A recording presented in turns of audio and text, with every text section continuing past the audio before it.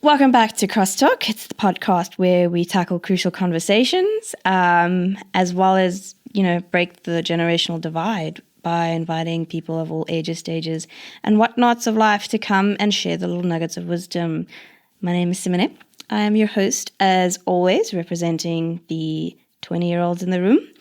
And this week we are still joined by Hannah McLean and Karen Maree. And we will actually be ending off our Hush series. So this is, this might be the last time for a while that you will hear our lovely Canadian accent, unless you come to church. But yeah, we'll be going on a slight break after this, just for the holiday seasons. And then we'll see what content we're back with in the early hours of next year.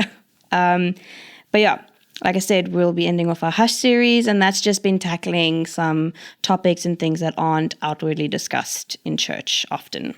And last episode, we obviously spoke about the joys of adulting, just leading a lot to it's okay to not have your stuff together. It's okay to, mess up here and there. And it's okay, if you're still living with your parents at 28, we all progress differently. And this episode actually kind of just lands on how do we balance it all out in a sense. So my first question would be, is it okay if I feel stuck?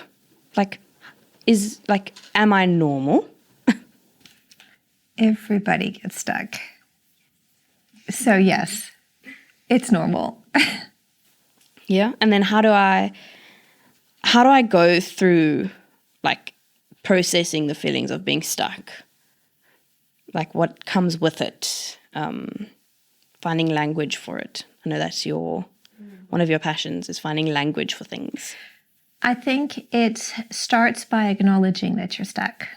That's a big thing because, again, it's a vulnerable space too, to admit that you're in a space where you've gotten stuck. And then to get curious about what are the emotions that are pushing up, what are the fears, what is keeping me from getting out of this place. So sometimes I'm just trying to think off the top of my head of a random example, but maybe you still feel stuck in your job, and you feel like you're not going anywhere and it's pulling you down emotionally, you're not feeling stimulated, or whatever the case might be. Well, one of the questions I would ask is, what's keeping you there? What is the fear of making the change? So sometimes people stay stuck because it's more comfortable than the uncertainty and risk and vulnerability that comes with having to step out of even an uncomfortable comfort zone, or a boring comfort zone. The familiar is sometimes easier than the risk that comes with moving. So, sometimes the stuckness can be in a position. Sometimes the stuckness is more emotional or in a mindset. If you are stuck in cycles of feeling, dealing with rejection, for example, and you begin to isolate and it makes you feel further rejected and abandoned and alone, what is it going to take to step out of that? So dealing with the conditions that are keeping you there, and then imagining and finding tools and setting small goals to get you out of that place into, I just have the picture in my head of a pit, How do you get out of the pit? You actually have to begin to climb, or else build a ladder, or, find someone who can help throw you a rope. But there's a degree of proactivity that comes with it. But you have to first acknowledge, oh my gosh, I'm in a pit. Yeah. I don't want to be here anymore. Some people are like, oh, I'm in a pit. This is cool. I'm going to decorate. So, yeah, do you want to get unstuck? Because it's not for someone else to do it for you. And I think that's one of the other challenges with, we spoke about adulting in the previous one. Ownership is a and taking responsibility can be a challenging factor. And the discomfort of that can keep us in those stuck places too. I think often when I think of like being stuck, a feeling that is closely tied to it is disappointment from like, will my parents be disappointed in me that, I feel trapped in what I'm studying and I want to change? Like, how do I voice that to them? Or like, I'm disappointed in myself because I shouldn't be stuck in this. How do you go about kind of grappling that, like processing, like finding words and ways to actually get it out instead of just always in, if that makes sense? It's like a more practical. Sometimes we need someone to bounce these thoughts off of, because we can feel disappointment, but disappointment can also be a perception. And sometimes, like if we go back to the pit picture, sometimes you can't see what's at the top of it. When you climb out of the pit, what the view is, but somebody at the top can see and help you shift through what is a perception. And if you were to reframe or adjust the perception, the situation would look really different. And what is a genuine emotion? What is the fear? What is the sadness? What is the hurt? What is the, and to address the emotion, but also the perception that is putting you in that place where you feel disappointed. Yeah. So it might be you've already decided that your parents are going to feel XYZ about what you're struggling with. And so, you've made a decision on their behalf based on your perception. But if you were to talk to them, you might find that you get a very different outcome. It's kind of like working between what is the perception or the perspective or the view that I have, like compared to having someone else that can reflect back to you or give you, what they hear looking from their angle, just to sort of stimulate your thinking. And sometimes it's validating and agreeing and going, wow, this is really hard and this is really sad. And, but just having that sort of like witness to the journey can be helpful. Yeah, and I think with any hard feelings, disappointment being one of them, often a lot of the sting is taken out just by acknowledging it for what it is. So just taking that moment to say, you know what, I am disappointed. It really sucks that this has happened or this hasn't happened or whatever the case is. Just being real about it in that moment and acknowledging it for what it is. And as Karen says, having someone come alongside you that can say, yes, that does suck. I'm really sorry that has happened for you. That is disappointing. Even just that, just acknowledging it and saying it out loud and sort of owning that feeling can already be a very helpful part of the process of getting over it, if we say. Getting over it sounds like the wrong phrasing, but working with it, working with the disappointment. Yeah. Step one is owning it. The same with a lot of other feelings too, but in this case, that's what we're talking about. And so I think a lot of it is just that, just saying, you know what, I'm really sad that this has happened, or I'm really sad that that didn't work out for me. I'm going to own that, and then I'm going to move into the next season when I'm ready. That alone is actually very helpful in the process of things. Yeah. And obviously, as humans, we have like this core need to, be seen, to be heard, to be known, which often can look different for different people. And sometimes can be warped with that idea of like success is how I'm known, like success versus being known. How would you classify the two differently, or like try to like pull them apart in a sense? I think it depends on what your definition of success is. I think with the impact of social media, anyone can become a celebrity. So sometimes we think if we're known, then we're successful. But there's a difference to people look at your content to they know who you are. There's like a fake, like a fake sense of being known on those kinds of platforms. Is success earning a particular salary? Is success having healthy relationships? I think what success looks like can be often closely linked to what your core values are. So what is success for one person might look different to another person. So I think that's something that, is worth digging into and deciding for oneself. What would I term or what would I define success as?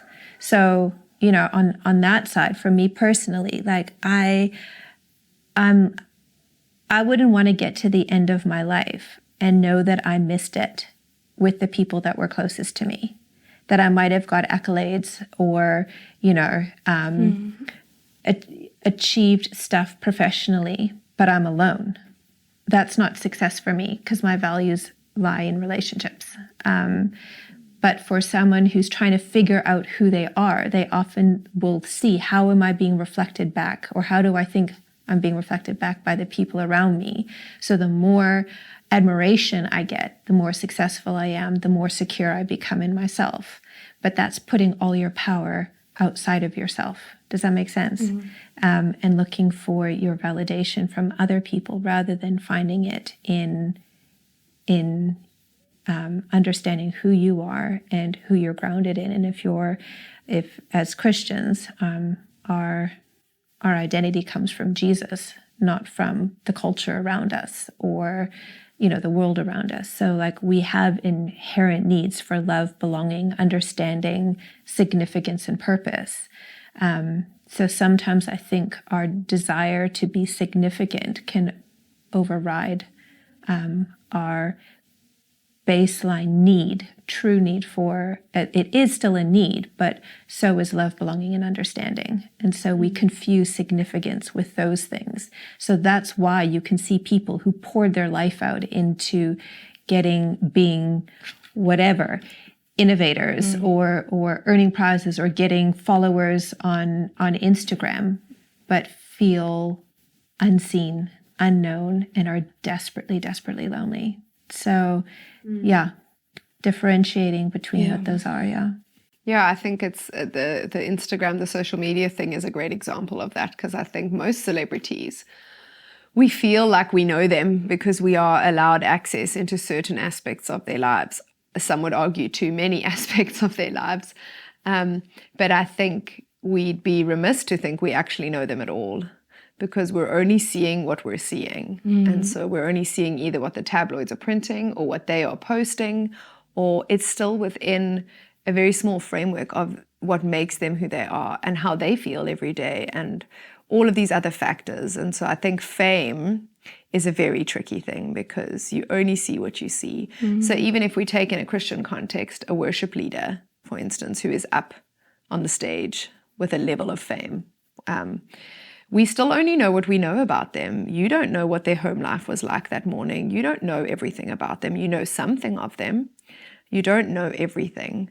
And so to be known, I think, is quite different to being well known, if we look at it like that, fame and success. I think it's important to be really known by people around us, truly known, far more than it's important to be famous or successful, and to know yourself. Calvin preached a few weeks ago at church a very good sermon about where we get our identity from and where we get our self-worth from, or how we see ourselves. And it was basically three options. It's either from yourself, like how you see yourself, how your friends and family see you, like the people around you, or how God sees you, or how Jesus sees you. And the end point of that was actually the only thing that has any value is how Jesus sees you and how God sees you. Even how we view ourselves is skewed because of our own brokenness and our own interpretations and understandings and all these different things. And so I think we need to get that right first. Yeah. Before any fame, before any success. Not that I'm a big advocate for that anyway. I think it's incredibly hard and damaging to actually get fame. I think it comes with a lot of negatives. But even before we get a platform of any kind, in any career, in any whatever it is, we need to first know who we are, and that self-worth should come from the Lord and from relationship with Him. And that takes time. It takes time to build that. You know, I see so often with these young people that become famous on some or other way, then they're suddenly interviewed everywhere, like an Olympic athlete, for instance. Now, you see them all being interviewed and asked all these questions. And I'm sort of thinking, we shouldn't be asking them all of this. They're just really good at that sport. That doesn't mean that they're now supposed to have wisdom in every area. We shouldn't be trying to get their opinions on everything. That's unfair on them. They're still growing. They're still developing. Just because they've gotten good in this one area, that's amazing. That's phenomenal that they've done that they've learned that. But that doesn't mean that we should now be recording and asking them for their opinions on all these other things. That's unfair. They need time to get to know themselves. They need time to find what their opinion is. And so I think especially in your age group, this young adult age group that we're talking to, this is the season for discovering who you are. This is not the season for platform and fame. I think it's dangerous if you get it before you know yourself, because then you're allowing others to form that. You're allowing the followers, you're allowing the whatever to form who you become. You know, people who are famous on social media, they take their followers seriously. So they shape and form what they post based on what their followers are commenting. And so you're actually shifting who you are and what you believe based on what the consumers want, rather than who you are and what you feel called to personally. So I think there's a very interesting discussion to be had there around that. And I think it boils down to, especially in the Christian perspective, first finding out from God, who do you see me as and what am I called to in your kingdom? And that can work itself out then in every other area of life. You don't have to be called to full-time ministry. It can work itself out in your career. You can still get accolades. You can still achieve success in other areas. But I think it first needs to come from the stuff of identity and who am I and what am I called to? Yeah. And I think that's like just picking up on even the sort of celebrity culture that is just so rife. Like everybody, it's not everybody, but you know, so many people are striving to be out there, to be recognized, to fill that need within them. We weren't created to be famous. You know, like we say, make Jesus famous, you know? And so I think especially if you have a gift that the Lord has given you, that somehow the world is twisting those gifts and and trying to, you know, like if you think, we mentioned worship leaders. So you take someone who has a musical gift that God may have anointed in the area of worship. Now suddenly it's like, well, how can I make this gift my career?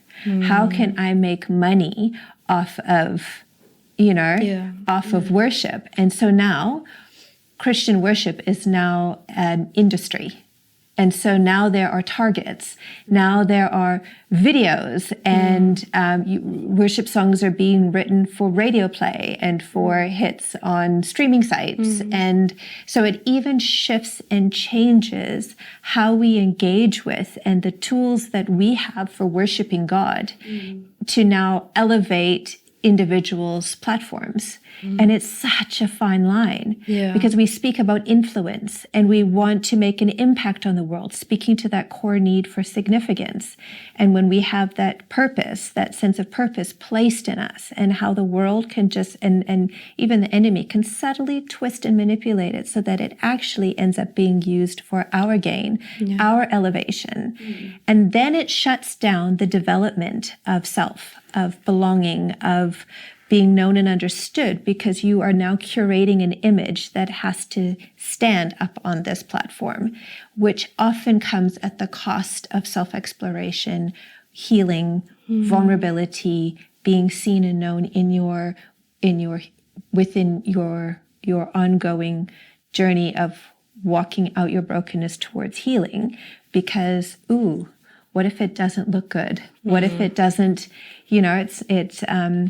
and so we see so many people then finding ways to cope by moving into destructive patterns. And we have seen so many leaders fall lately, because we're actually not meant to carry that weight and to be having to constantly striving for man's approval in order to stay relevant and generate an income.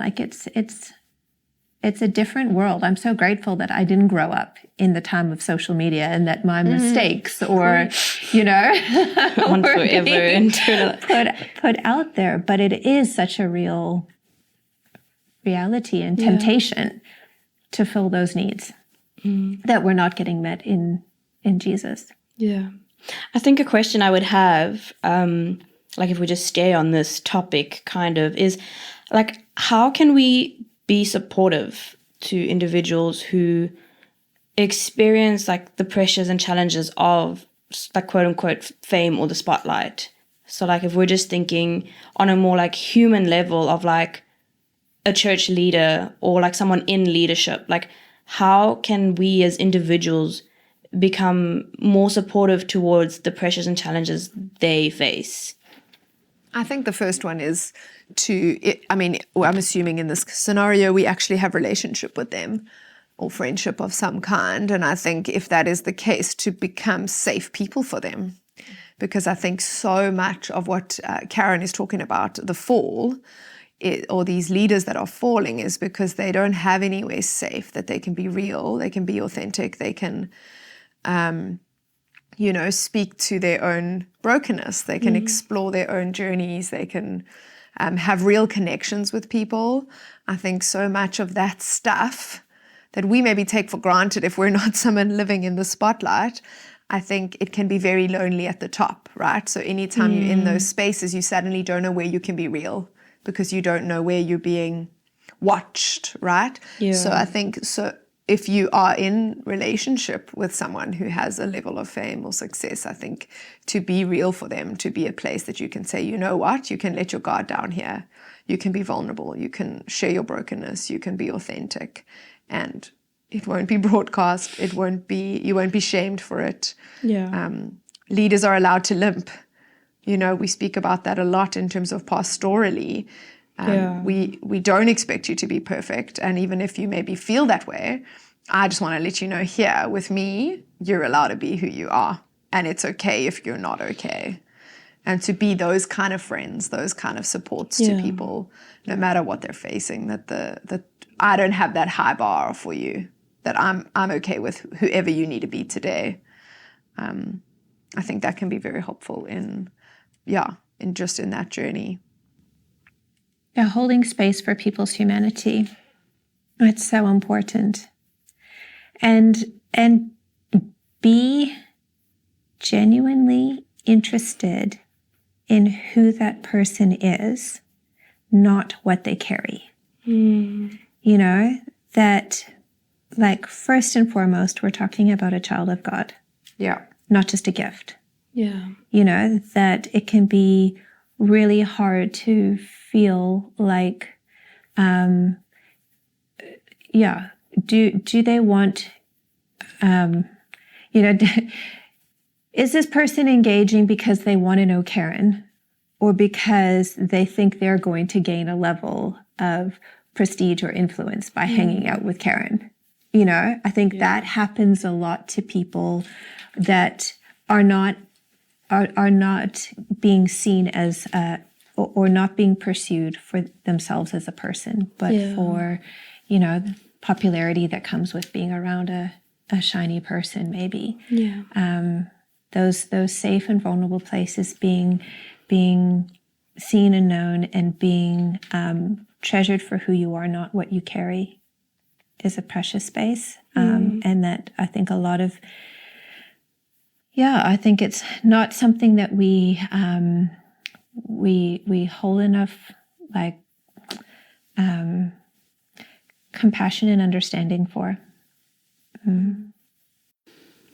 And I know, like, coupled with fame or success, you obviously have when things don't go well, you have that experience of what a lot of people call burnout. And it's like, I feel like sometimes it can just be like a thrown around word, like I'm not having my way. Oh, I'm going to burnout. So this is more like for Karen. What would you describe burnout as? Like, what would be its definition? Burnout is essentially when you have your capacity to cope physically, emotionally, mentally, and spiritually has been pushed beyond its limit. It is extreme exhaustion coupled with disillusionment and cynicism and loss of fulfillment and motivation. If you think of a car that has completely run out of petrol, there comes a moment where it can't go anymore. It's coming to the end of yourself in multiple facets of your being, and it absolutely impacts your ability to function in your day-to-day life. It's not, I'm sulking. It's not, I've got poor boundaries and I'm just in a really busy season and I don't feel like doing this now. It's not abdicating your responsibilities because it's no longer fun. That's not burnout.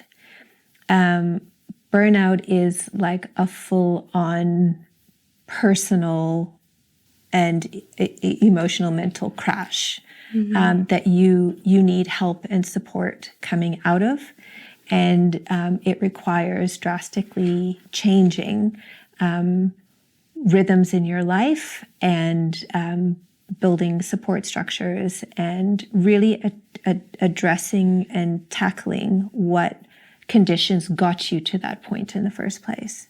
So not I didn't get my way or this isn't fun. No, we all have busyness and we all get tired and we all carry weights and responsibilities that are hard. But we can still, function and put yourself in a different context and you're fine. It's when it starts overflowing into and affecting your relationships and your mental health, your physical health, and your ability to do your, in the workplace, your ability to do your job, your sense of hope that the world is a relatively okay place.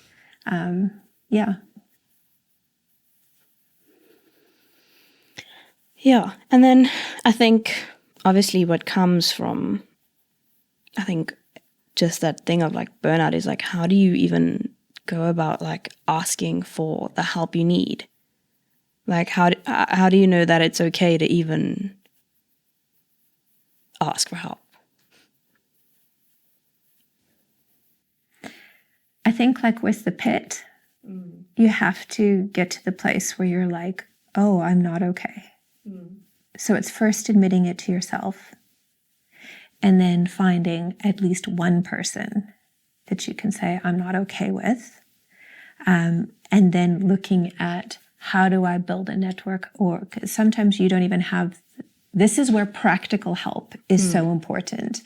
Obviously in therapy, it's like, I always tell people, I can't work harder on your healing than you can. So there's the degree of ownership and responsibility, but sometimes we end up in places where we cannot on our own help ourselves out. So that's where having someone to come alongside that can practically say, okay, I think you need to make a doctor's appointment. Let's get you to a doctor. Let's check to see that physically, any intervention that can happen to boost you, even if it's supplements or, checking your iron levels or, whatever, maybe there's an underlying cause there.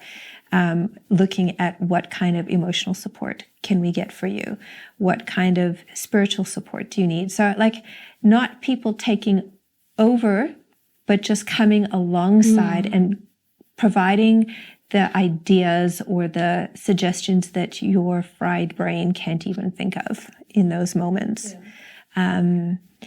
So it's like holistic, and you come out of it by addressing the different, the different facets of what makes you human, to try and bring healing and balance back in there.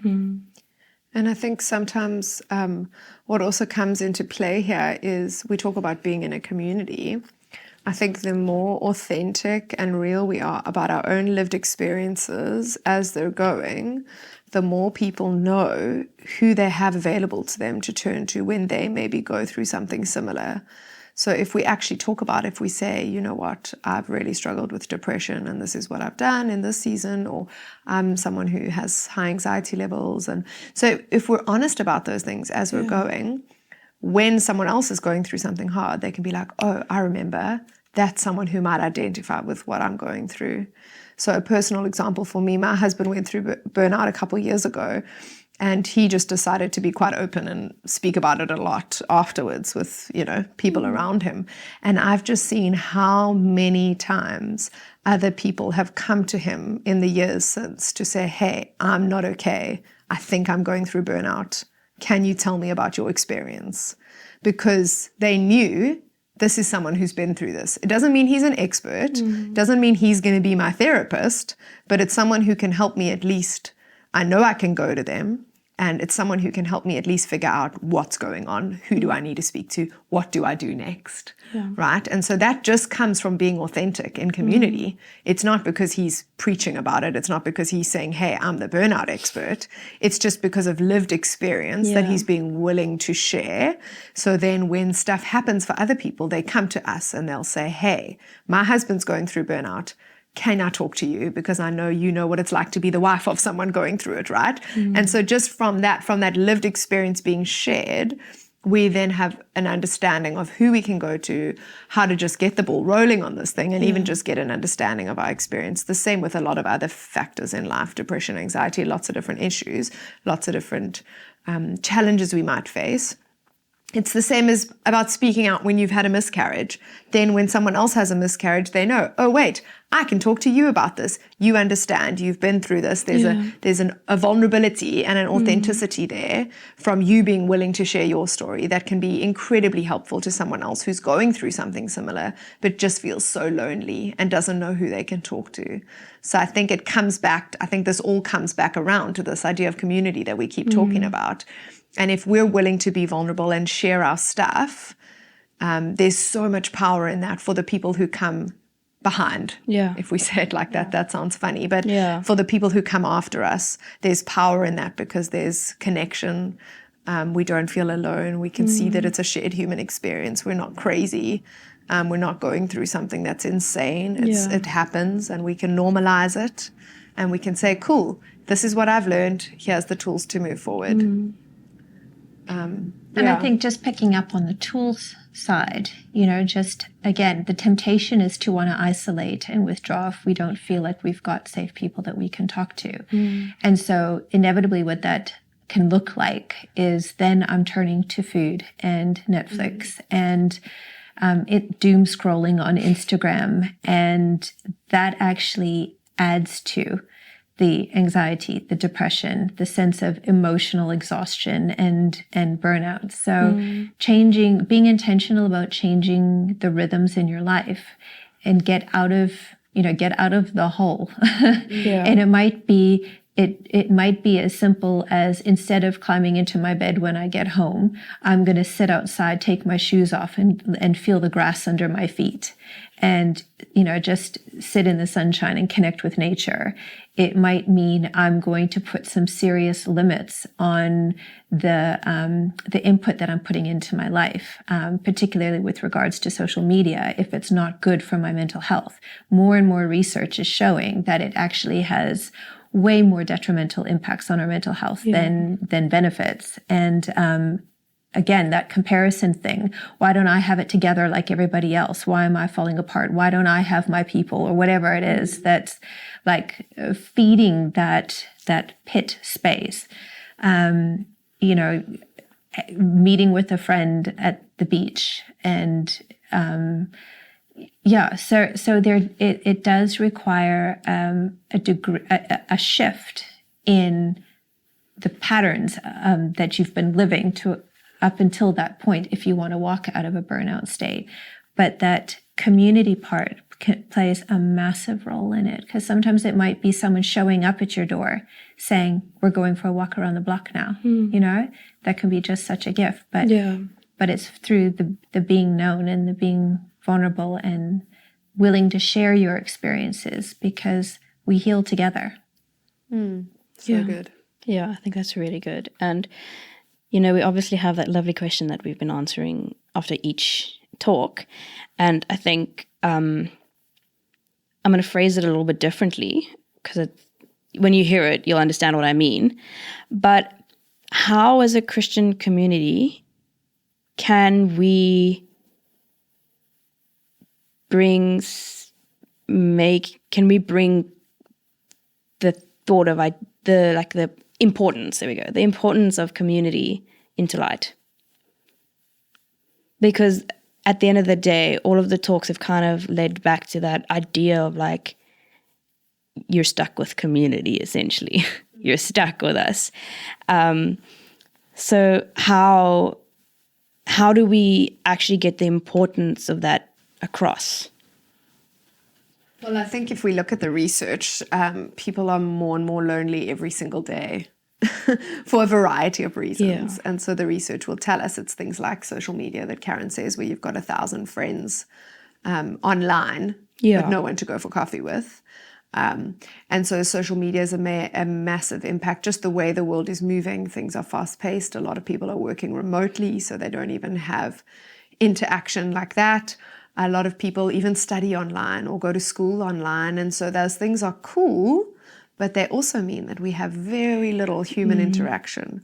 The world is becoming more and more isolated. And the research is then showing us the loneliness epidemic that we are facing as a society because of that. It feels cool to not have to go into the office every day and to be able to work in your sweats, right?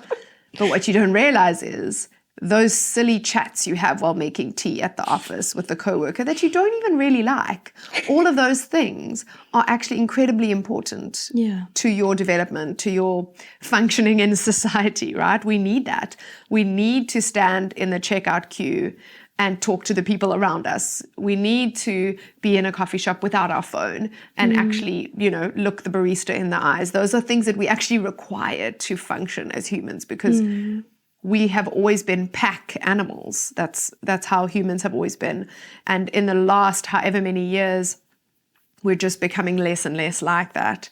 And so I think community could never be more important than it is right now, especially if you look at the fact there are so few places where you can find it. We don't have clubs anymore. We don't have groups. You can't go join the knitting club or the craft club or whatever. We don't have those things that maybe our parents or our grandparents' generation had. All of those areas where you might have made friends, you don't even have them. And the only friends we do have now are digital. They're online friendships, which count for very, very little. In fact, I think they do far more harm than good. You might be better off with 0 followers in some ways. And so I think there's never been a time more important than right now to find yourself in community. And as Christians, we have the blessing of having church, a place where you can find people, because non-Christians, if they move towns, do you know how hard it is for them to go make friends? Where do you meet people in the world? If I was to move to Germany right now, where would I meet people to make new friends in my new country? I have no idea. Maybe a running club. But other than that, there's very little places where I can go to meet new people. And so we have this space of church and connect groups and all these different aspects of church life and Christian community where we get to meet people and find the ones we like. We might find some we don't like, but that's the mixed bag that comes with being in Christian community. We always say you don't have to like all of us, but there's a beauty that comes from being in community. And I think it's never been more important than it is right now. And we've seen the effects of that. We saw the years of COVID and the pandemic where we didn't meet and how hard that was for a lot of people.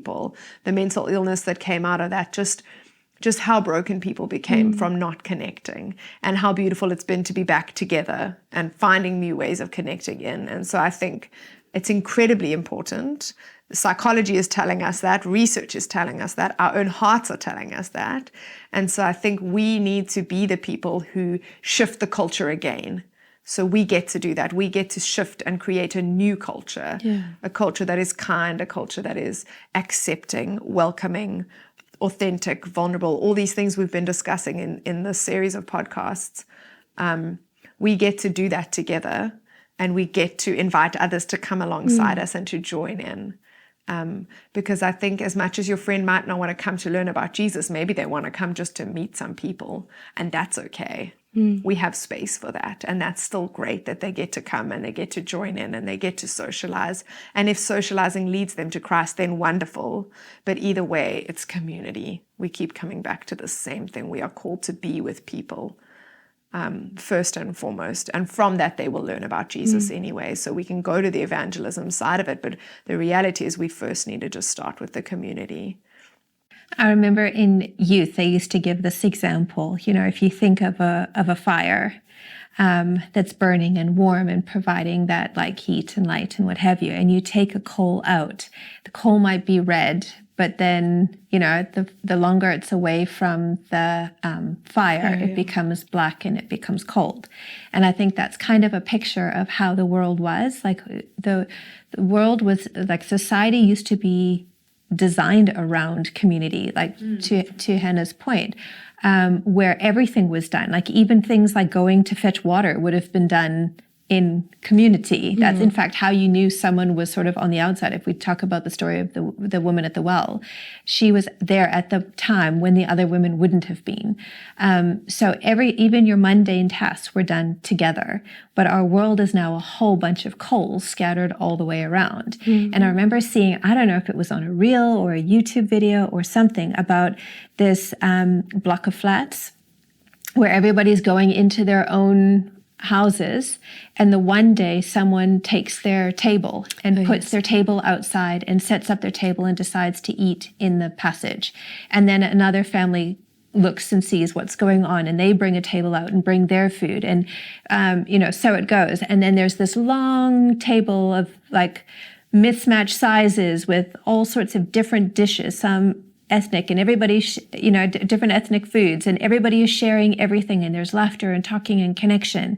And it's like this revolutionary video of like what happens when people get together. I'm like, but this is church. Like this is church. This is what we get to do. We get to bring who we are. We get to bring our people. We get to bring our food. We get to bring all of these things together to break that closed door barrier of loneliness and find that connection. But it only happens if you risk opening your door, coming outside, and joining the table. So, yeah. Yeah, it's been a very jam-packed 3 episodes, I'd say. But very, I want to say fruitful, but I know it's the wrong word. But it's been very good. We'll just use a bad adjective. Good. I've ran out of words. Yeah.